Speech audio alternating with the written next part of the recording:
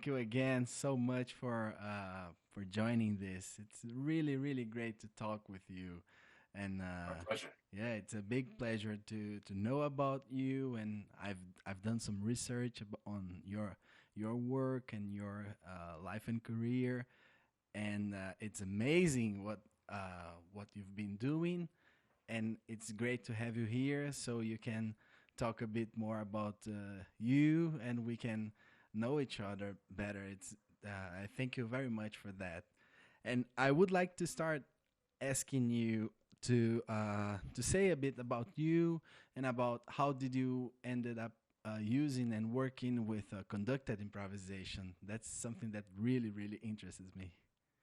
Sure.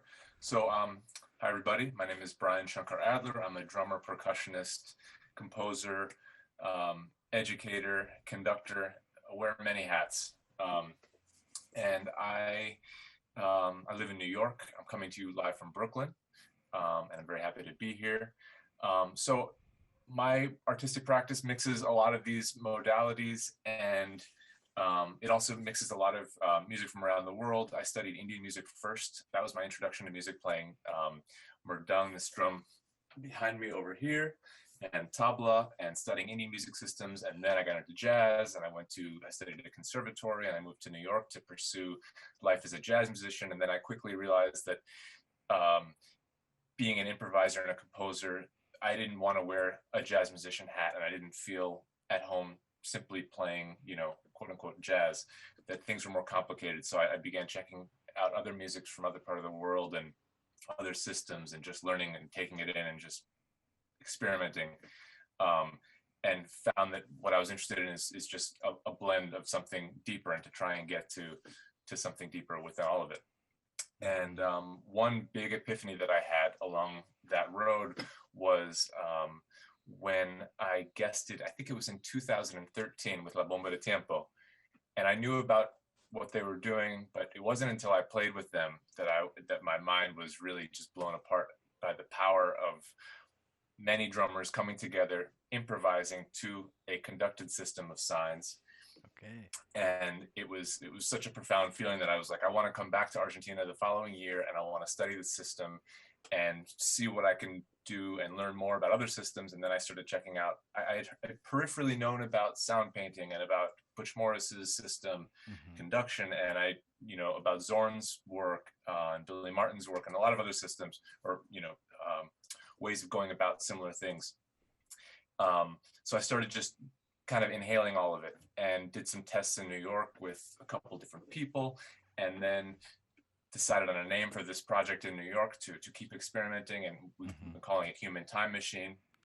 And we gather a lot of signs from different languages and make a lot of signs of our own. And I'm constantly thinking up, what do I want to create with the music? What should we create with the music that we're unable to? And how do we kind of get really in touch with um, the pulse of New York and the pulse of the players here? Because there's a very special thing that goes on It here definitely specifically. is. Yeah, definitely. And how do we bring that, how do we make that come to life through Hmm. conducting?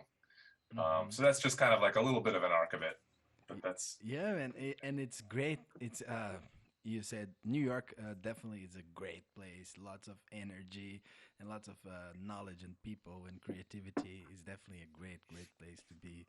And I'm not surprised that many of those practices of conducted improvisation were created in New York, and that's very very nice. And something that you just said, and also I think it's a very nice thing, is that you had the contact with many different types and styles of conducting improvisation. The Santiago Vasquez one is very different from sound painting, which is different from conduction, and I also had the contact with I also had contact um, with those practices too. Also, John Zorn's Cobra and the other game pieces, and it's super interesting that you mentioned that. And I wondered because you've been through all those practices, different practices. If you if you if you have now created your own vision of how do you like to conduct or be a conductor, and how do you see the conductor's role in your practice? Sure. And I should preface this by saying that I know more about certain systems than others. I wouldn't call myself a master of all of them. I never got to actually work with Butch, unfortunately. Okay. But I've studied his book and I've seen the orchestra play many times. So yeah, that's a bit of a preface. I guess for what I'm trying to be true to the music that I hear, and to be true to myself, and the scene in a larger context. One of the things that really interests me about it, I mean, it's also interesting because, actually, before I go there, being a drummer in general is very similar to being a conductor, although we're in the back of the room. Okay. And one of my teachers told me a long time ago, like, every note that you play on the ride cymbal is like a conductor waving a baton. And I was like, but we're at the back, and how do we do the same things? It's such a different thing. But so once I stepped into the front and tried to experiment with that, I saw there's interesting parallels between both sides of things. So once I was in the front, I started to kind of hear some ideas, and I became really interested in the dynamics and almost the politics of power sharing, because the person who is conducting is not necessarily in charge of everything. Okay. It's this give and take and this back and forth, and an idea may come from something heard outside, on the street, that then the conductor,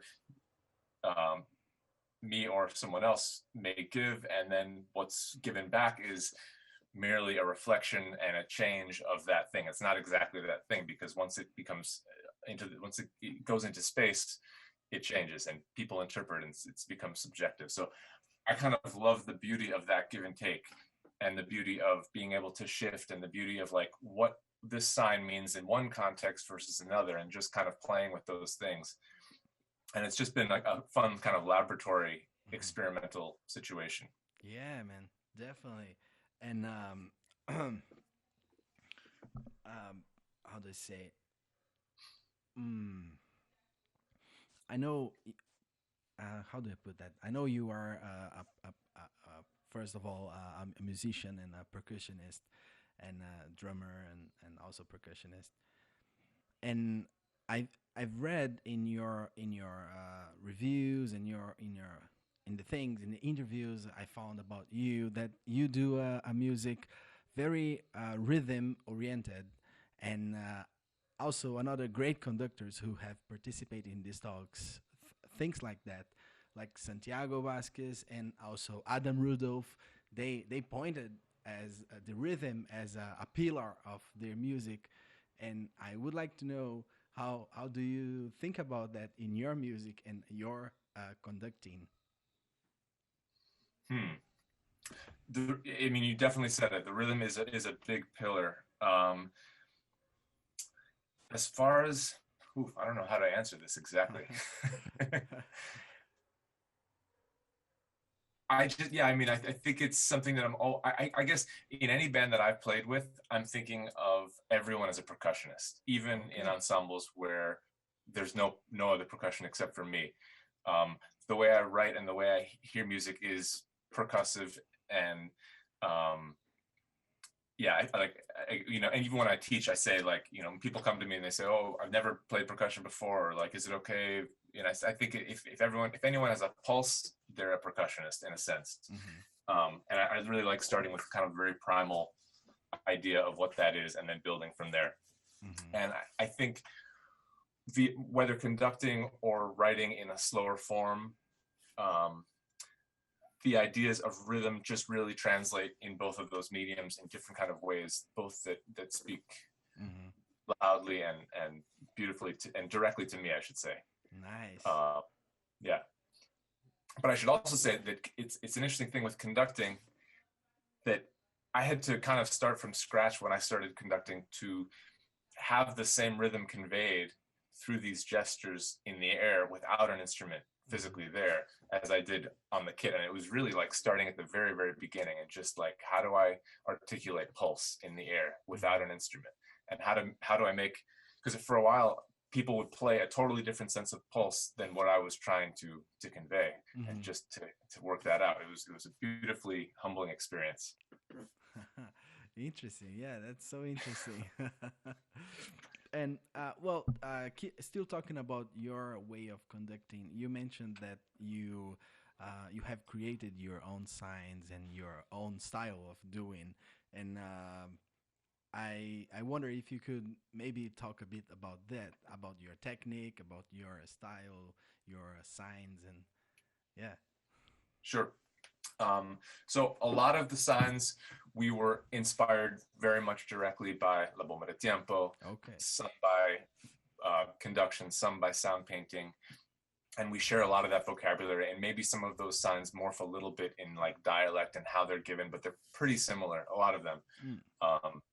And then a handful of them through just kind of dreaming up what I want to be able to communicate, or having discussions with the group about what we're trying to communicate. Ideas would come into our heads. For instance, we wanted one sign, or we wanted the idea. Sometimes we felt very trapped on our instruments. So we wanted a sign that we could rotate and just kind of like pivot or get away from our instrument altogether and just do something completely random and chaotic. So we got like a wormhole sign. Okay. We wanted a sign where we could do something based off of the Indian tal system with claps.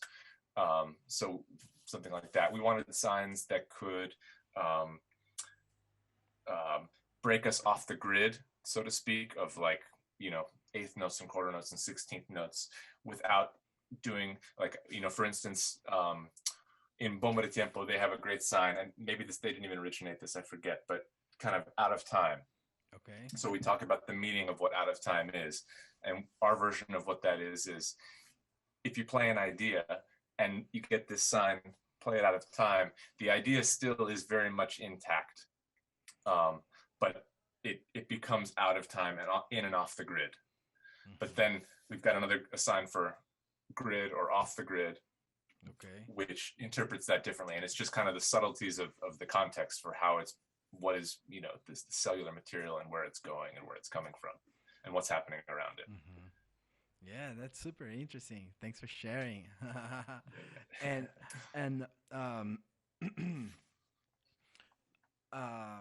Well, I really want to ask you about how do you think the behavior of the conductor? How do you think the conductor is a composer, or what is the intention that the conductor must have? I mean, we are talking about conducted improvisation. Yeah, not the traditional conducting, of course. Sure. Yeah. Before, what do you think before I say anything? Me? Yeah. Do you mind if I turn it back to you? No problem. It's been very interesting. If I can say something, I would say that I'm still trying to understand what is the role of the conductor, because in the past 10 years I've been researching about this subject, and I've met so different personalities and people who were approaching this kind of practice with styles so different from each other, that this kind of gave me an elastic vision of this. So, and I would say that it might depend on the situation, because it might depend on people, and you can have different approaches, and some people needs someone to guide them, and some people are already, you know, very elevated to understand and to know what they must do and what they want to do. Well, if I could say that, with thinking about that, maybe the conductor is the one, in my opinion, who try to take out the best of each one who is participating. Maybe the conductor is the one who organized the gig, or maybe the conductor is the one who go there and say to people what to do. Sometimes there are great composers who do that, and also there are conductors who are just, just giving some advices, and or just being the prompter, like the John Zorn's Cobra, who is a person who doesn't really give information. It just try to organize the game, and so you have this big length of approaches, and this I find this very, very interesting. I don't have a personal direct answer for that, but I would like to know if you do. I love your answer. I think that's fantastic, and I'm not sure I could answer it better than that.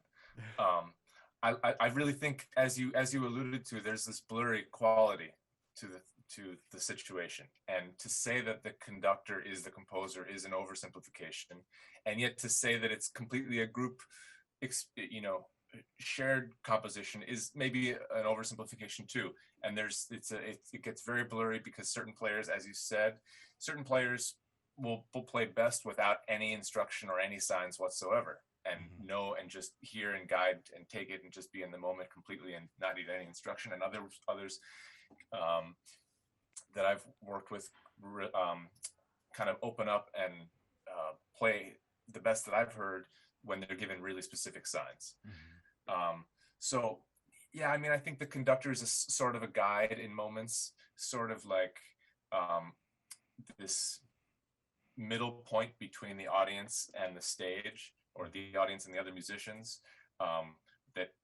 where the vibrations just kind of pass through, and maybe is the diplomat that's in that, playing that role. It's a beautifully complex thing. Yeah, 100%. I agree. I love the way you put the diplomat. I like that. It's great. Yeah, great. So maybe there are some questions that I've been asking to everyone who's participating on that, and just for letting you know, these questions I've been asking them for many years to many people, and it's related to my own research, and I find those questions. I find every time I ask those questions to people, they answer it differently. So that's very interesting to see this length of differences. And with that said, I would like to know about your frustrations, and about, as a conductor, I would like to know about if you have ever felt frustrated, if you think there is something that goes wrong on stage, and if you think it goes, how do you deal with that? What are the strategies you use to get out of this? But some people just say that there are no problems, so it's up to you. Yeah, I'm definitely one to not say there's no problems. Whenever I've played a gig, especially with conducting, I have a lot of specific thoughts and feelings, and after the show, and often I'll come home and just make notes of all of them and just put everything onto paper, just to kind of get it out there, out of myself, so to speak.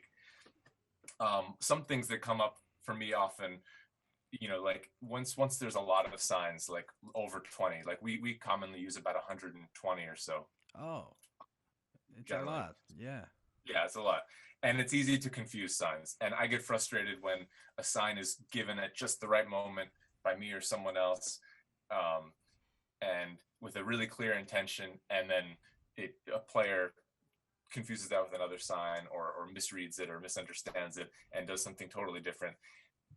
And then because it takes a moment to then ping pong back to the conductor, me or someone else, to then say, okay, I hear what's happening now, and we either have to shift gears or we're going to try this again. But it can take one out of the direction of that flow. But being improvised music, we have to make the best of this thing, and that happens in conversation all the time, where people misunderstand things, or people twist things, or who knows what happens. So it's kind of like life, and the ultimate ultimately we have to be able to surrender and go with the flow and not be attached. And that's the practice on both sides, I think. Yeah, totally, totally agree. And since you mentioned that, what do you said? Well, you said we have to deal with that thing, and to make it to be a good thing. And how do you feel that this thing become good? How what is the essential material that makes this thing good? Related to the signs or the music in the moment? Right. Related to the music. Like, how does the music maintain its quality? Right. It could be. Yeah, it could. How do you maintain? If you are the conductor and you are the person who is making this bridge between the audience and the musicians, and the music and the musicians, how do you maintain the quality of music, or how do you high up your quality? How do you put things even higher? Sure. So I think a lot of rehearsal and having a lot of discussions with, when I said this, I meant this, and I understand that you played this, and just kind of just discussing the parameters or the reasoning behind both sides. Like, I heard this person playing this, which is why I gave this sign in this moment to give this, and when you played this, it made me feel this, and then I changed my mind, and just having those discussions. And sometimes it's a matter of just clearing up the air, and if it's a misunderstanding. Other times it's a matter of practicing something so that it's executed. Sometimes players may say, oh, well, I understood what you were saying, and I didn't like that idea, and I decided to go this way. Or the sign was given at the time and I couldn't follow the time, so it's like a matter of practicing. So based on wherever that discussion goes, the next step kind of becomes clear, and it's either someone needs to practice, someone needs to memorize.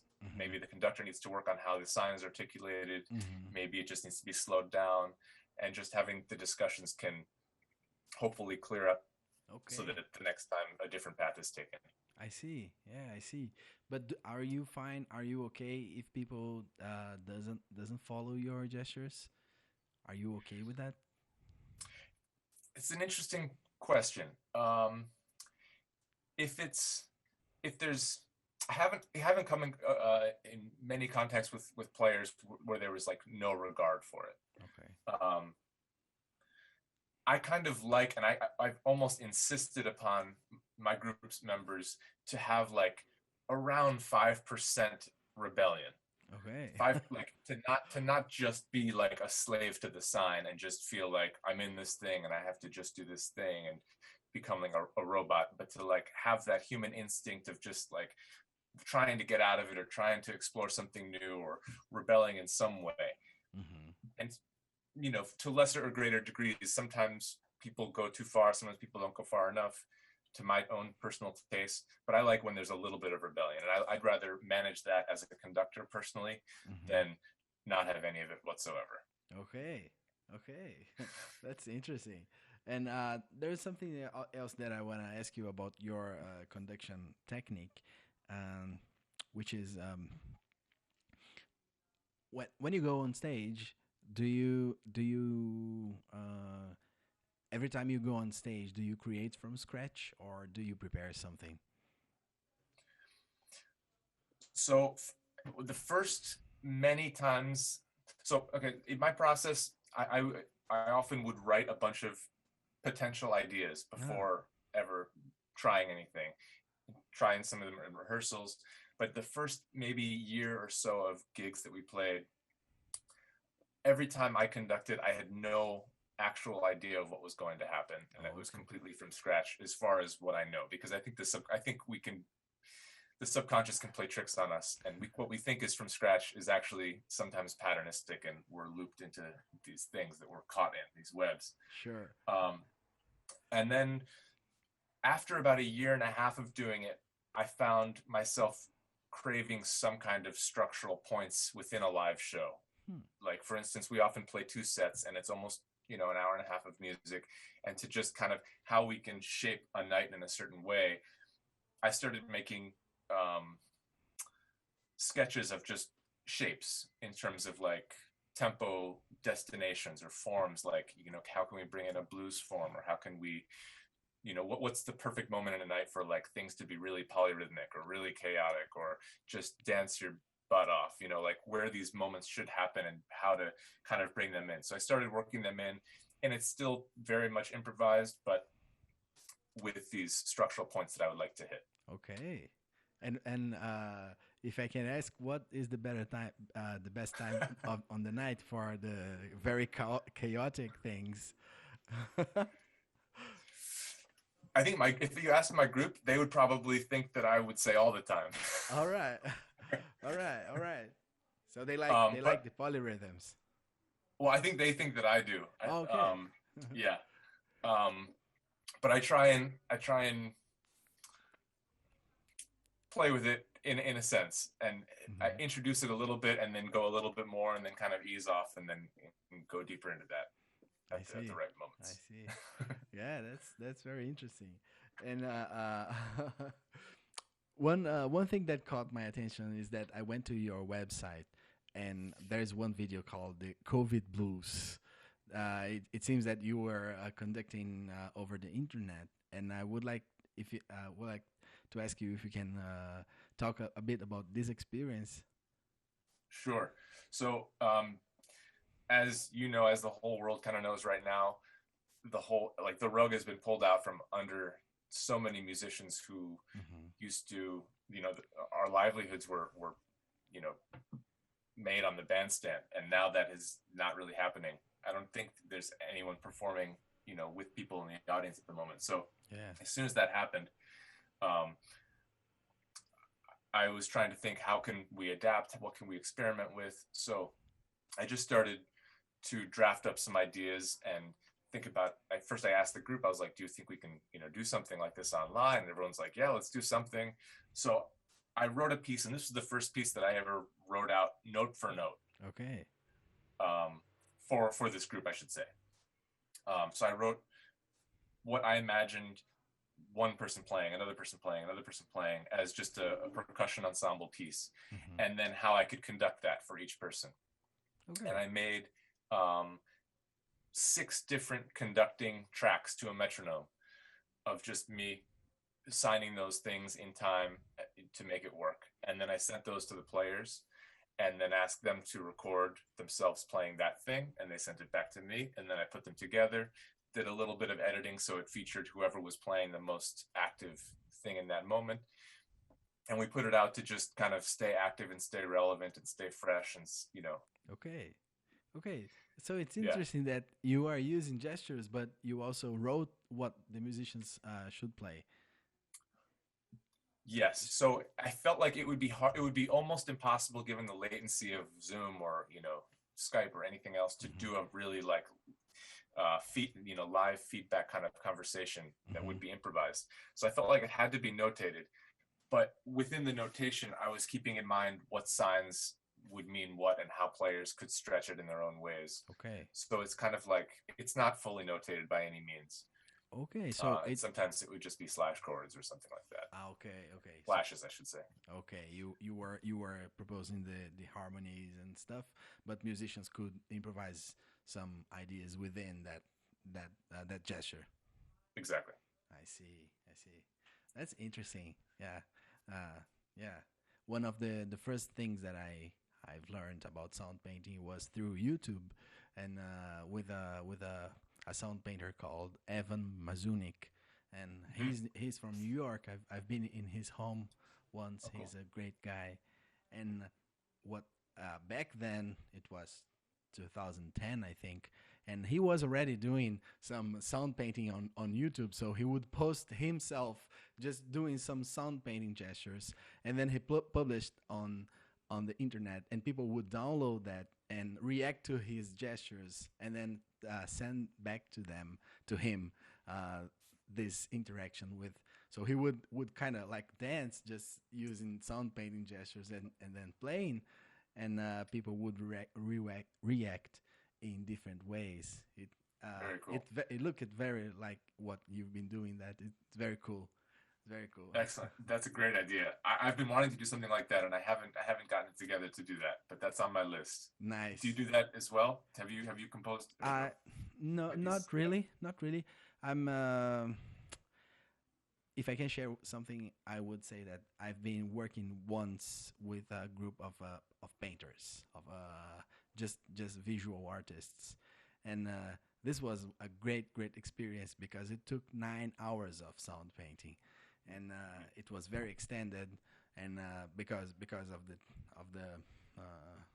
the discipline, it takes a lot, but it was in person. I really rather to be in person when I'm working with conducted improvisation, because I'm very into the moment, and I yeah, we don't have technology yet to fulfill every aspect of being present.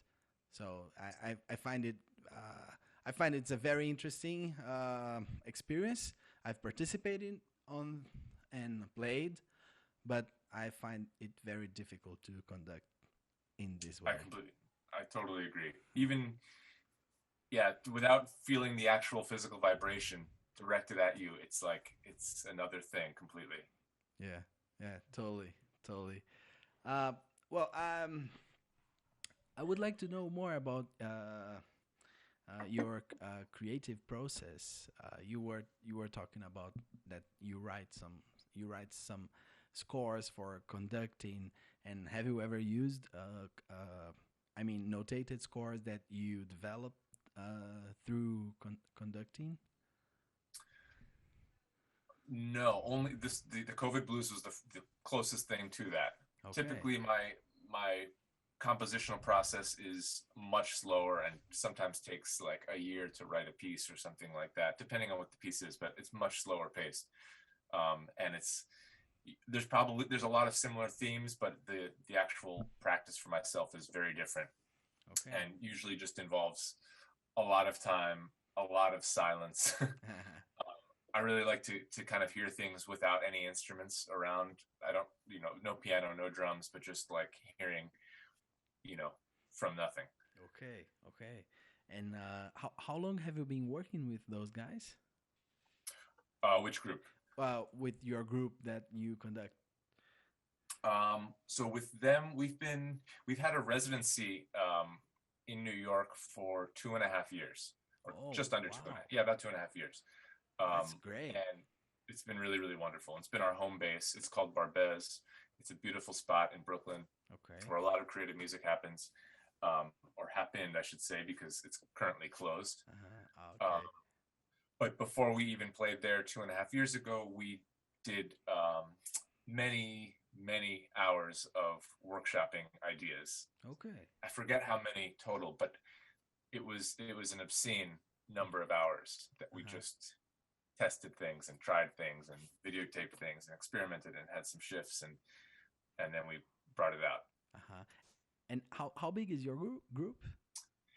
I'm still trying to figure out what the right number. At the moment, I don't like saying what the size is.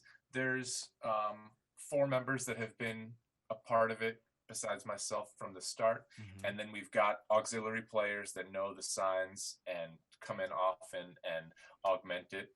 Okay. To say it's not exactly right at 5 players, or 4 plus me. It's not exactly right to double it, but it's a little bit of an organism that fluctuates. Okay, that's super interesting. And one thing that I want to mention, it is that many conductors they share that they've been working with different numbers of players. So I know Walter Thompson have conducted over 500 people, and there are some other conductors who were in Europe who conducted around 80, 60, 40 people. And one thing that I really want to find is someone who have conducted one person or 2 people. What was your your smallest group that you have conducted. I love that one? idea. Yeah, which one was yours? Oh, for me? Yeah. Okay, so last year, a sound painter and a conduction aficionado and I got together and we decided to put a little workshop together where we had the signs intermingle, the human time machine signs, the sound painting signs, and conduction signs. And we taught a very small group of people, a handful of signs from each tradition. And we had, through that process, we distilled them into a group of signs that, were a collection of all three. And then we did that with a very small group of maybe at sometimes 2 or 3 or 4 people. That was probably the smallest. But then we had the idea at the end of that it would be fun to do a group where the 3 of us just give signs to each other and try and play an instrument while also throwing signs to each other. So in other words, we're each playing a one-handed instrument and offering signs with our other hand. Okay. So it's like this 3-way kind of silly dialogue. No, it's interesting. Yeah, I know the sound painting community have been doing that through their think tanks. They've been doing this practice of everyone as a sound painter as a player as well. So everyone, I just want to say something that I just saw here, that my friend Benjamin Need, who is a great sound painter as well, and he's online and he's just saying hi to everyone. There's a lot of people in the room, and he said that this guy from Barb's is the same who programs my live composing ensemble in the Opera Underground in Lyon. He said Olivier Conan. I think it's someone you mentioned. Yes. Okay. So, no, I just want to say hi, Olivier. Well, we should tag him in this. Nice. So, well, still about you. You said that you have a collection of gestures. That you mentioned a lot of gestures as well. But I would like to ask if you have a preferable or something that something that you really enjoy doing live with gestures and with. Does it make sense? I mean, is there any gesture that you prefer to use, or something that you like a lot, or any process, because you said that you use 120 signs, and that's a lot. That's definitely a lot. Even for a person to catch up with those signs, to learn them, it's a lot of signs. And I know, well, not that I know, but I've heard that, for example, in sound painting, they have thousands of gestures, but during one sound painting session, they don't use 1,000 gestures. They use some of them, 70, 80, 100, I don't know. And I imagine that you do the same. You won't use the 120 signs in one gig, but so that's why I'm asking if you have any specific direction that you follow, or something that you like to do. It's a really organic process, and sometimes it's so organic. It catches me by surprise oftentimes, because sometimes we'll do a rehearsal right before we play, and we'll really workshop a handful of signs and try and develop them and refine them, and then we get to the gig and none of those signs come out, and it was no one's choice in the matter. And I think it's a beautiful thing because it's we all conduct and we all kind of rotate.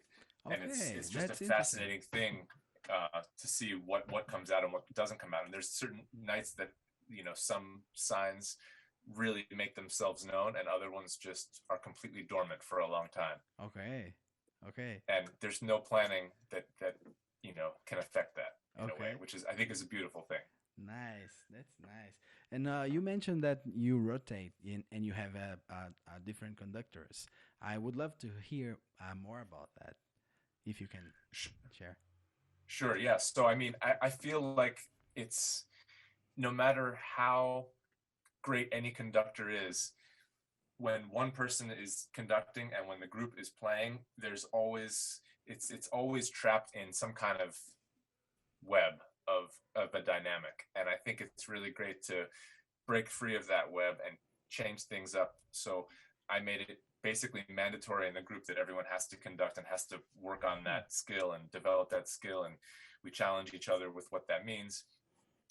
Because when each person comes up to conduct, it's like this whole new set of circumstances, even with the same signs. And it's like we're tapping into someone's psyche or some, new universe through each person. Just even if they throw the same signs out, it's just the way the body language is, the way, just all the subtleties of the moment, and it becomes this beautiful thing. And sometimes we even have multiple signers at the same time. Mm-hmm. And Okay. it might be two or more time. or exactly. All right. And how was this experience? I think it's great. Yeah. It's just okay. Yeah, I love it. Okay. And because musically, would you describe how could you describe it musically? It's just more chaos. Okay. That's interesting. And it gets more things rolling. I heard a great Anthony Braxton piece recently at Roulette where there were each section of a choir had its own conductor that were using of his form of conduction. Okay. And it was beautiful, and it really inspired me to keep leaning into that idea, which we were already experimenting with, but I was like, yeah, there's really something great about that. Because I think I think at least I, for one, my approach is quite serious, and I look for ways to cut that serious quality away and to just bring in randomness or chaos or weirdness or breaking free of that. And this is a quick way to do that. Yeah, I see. Yeah, interesting. I would like to ask if you can maybe share a story or something that happened to you during being a conductor that you want to share, something that you keep in your heart, or something that the first thing you can think about your experience with conducting. So yeah, I guess the thing that comes to mind, I don't even know if it's a story, but it's a feeling that being someone who used to sit often in the back of the stage behind a kit, it's this crazy feeling to be right in the middle between an audience and an ensemble, and to just be aware of your body, or I should say my body, in this way, and the subtlety of every single movement. It's made me take a turn and just transform my way of thinking about gestures and the body and where movement comes from and where music comes from. And it's something that once is awakened, it's hard to there's no going back. It's like it's a rabbit hole. Yeah, totally. And something that I've talked with Steve Beresford from the London Improvisers Orchestra. Very recently, we were talking about this, and he said a super interesting word for defining that definition. He said freeform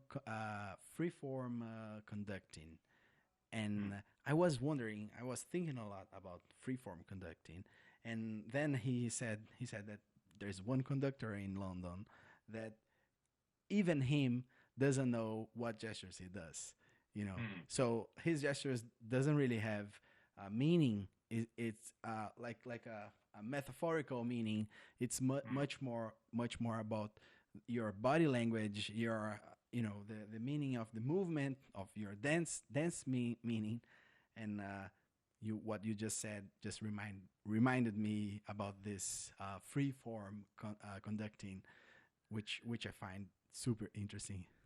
And that reminds me of, isn't that one of Butch Morris's signs? Isn't there a category of sign or a way of signing where it just becomes completely free and it's just like you're a painter? I forget the name of the sign, but there's one. Yeah, I mean, each technique, each practice has its own gesture for that. As far as I know, Butch Morris used the baton in the head for free gestures. I can't remember the name. I'm not sure the name of the gesture, and I know that Walter Thompson used the shape line. The sound painters use the shape line to do this kind of free form composition. Mm-hmm. But also there are some musicians like Iancu Dumitrescu from Romania, and also this guy, the Bernstein, Leonard Bernstein, that they did some conducted improvisations with this, what they said, what Steve called free form conducting, which is you don't really have any meaning for that gesture. You just, from start to end, you just wave your arms and play with free interpretation of everyone who is playing. So this sounds, how do I say? This is so interesting because at the same time the conductor has the control and doesn't have it, because you can't really control the other people interpretation. So you kind of be in this game of pushing and pulling the content with your free form, and that's something that is really interests me. Yeah. And Yeah, I mean, I sorry, think I that just give and take, I talk think a that lot. give and take exists with all the signs, even as they exist, even really specific signs. But with what you're talking about, it's certainly much further. It seems like it's much further into the, the possibilities of anything can happen and how to navigate that. I, for one, brought, I've never tried anything like that on a gig. Okay. I've tried some in workshops, but it's never made it out to a gig. Okay, okay.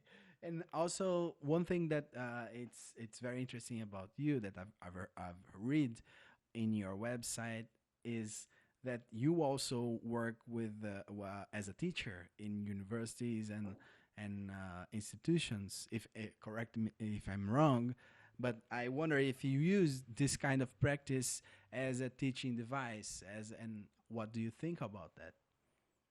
Certainly, yeah. I think it's a great. I think it works really well in the classroom. I've done it a handful of times. I hope to do it more.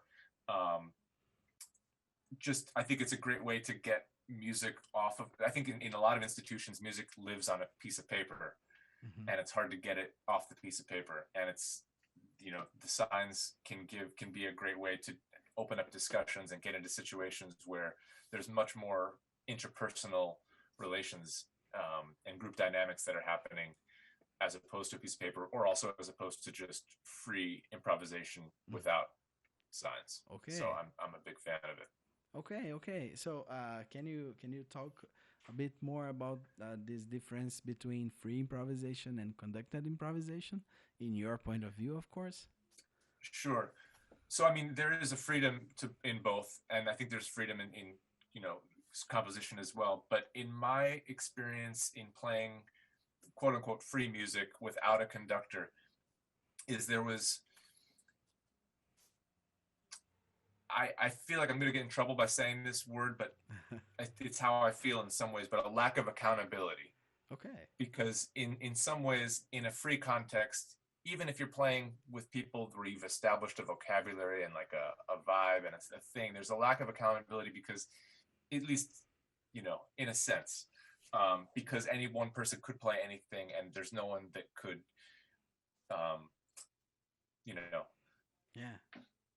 hold that person accountable for that, Hmm. except for just being, what they're going to say in that moment. And I dig personally the accountability of having someone being there offering the signs, and because you could still get into trouble and things can still get crazy and wild and weird, and it's still totally free. But I really appreciate that, and I find it takes a turn from the kind of free, completely free thing. Okay. Okay. I see. Yeah. It's super interesting that you mentioned this. Yeah. I just want to say that because we are live, if anyone has any questions, just please drop in the comments and Brian will answer. And just for finishing here, my last question, I I would like to go back in that one of the first questions I did to you because I feel that you have more to say about that. And it's about what could go wrong on stage. And I mean, do you have any story that you can share about something that just went very bad on stage when you were, improvising and you had to deal with that? Oh, so many things. um, for example, there were moments where I completely went blank, or other members completely went blank, and no signs came to me to offer, or other conductors, and oftentimes we met those situations by just waiting it out, and I think there's just a waiting beauty to that. just waiting For it. Yeah. With no sound. Yep. Just silence. Exactly. Or if there's a groove happening or something happening, it just continues to happen until that next sign comes. Okay. But long moments of nothing, of blank. All right. Let's see, other situations of things going wrong. We had one gig where we had a guest. Oftentimes, almost every time we play, we have a guest who's not a percussionist, and they kind of glue things together in a way where all of our percussive articulations kind of leave room for them. And one of our guests couldn't get sound going. Okay. So, we had to start the evening because it was time to play, and we had no sound coming from them, and we just had to navigate our way through it. Okay. And could he get the sound within the performance? Nothing. Not at all. He didn't play. Yeah. And they were recording too, and what's that? Did he leave the stage? No, because the stage was set up in such a way where they were kind of wedged into a corner. Couldn't leave. They were recording us as well as themselves, and all of that sound was going into the computer, but nothing was coming out into the audience. And it was it was uncomfortable in some ways, but we had to find a way to make the best of it. Okay. So to think that it always is smooth or perfect is definitely an illusion. Yes. I like to ask those questions about things going wrong, because things happens. Those things happens, and it's nice to see how people deal with those problems they had in real time, so we can expand ourselves, expand our way of viewing and dealing with things. Thanks for sharing that. Exactly. Yeah. Anytime. So, man, I have one last question. We have kind of like 5 more minutes here, and because the live only permit 60 minutes, and then it just goes down. So, okay. Well, my last question is about recording. I don't know if you ever recorded conducted improvisation, and if you do, or if you pretend to do you think that it should be something very very faithful to what's been played, or do you believe in overdubs, over improvisation? Do you believe in editing and this kind of stuff? Yeah. Okay. So my group has never recorded an album up to this point. We're looking for a way to do that faithfully and truly, as you said. We've recorded many live gigs, filmed, and made kind of bootleg recordings or something like that, but haven't released any of it formally. All right. But just to kind of philosophize on where I would stand on that, I think I would be against the idea of doing overdubs. Oh, really? And try to be That's interesting. Yeah. System. Although in other contexts, I'm all about it, and I think it's a great thing. And the fact that that's possible means it should be used. But I think, at least at this moment, that's where my head and philosophy would go. But why? Why? Can you talk about?